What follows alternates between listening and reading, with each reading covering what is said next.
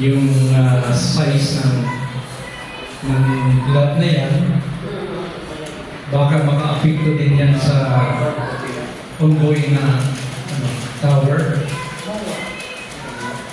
So then, kung hindi siya maka-apekto, kahit kung tayo ng ilang structure, mas maigit, maganda.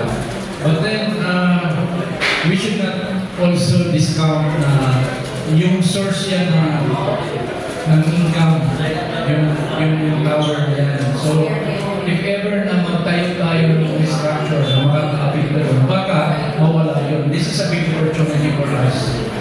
Kaya kailangan i-balance natin. We have to strike a balance. So, ang suggestion ko, i-determine muna natin yung total area.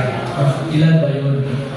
And then we will try to analyze kung kaya ba ilang structure na pwedeng ba.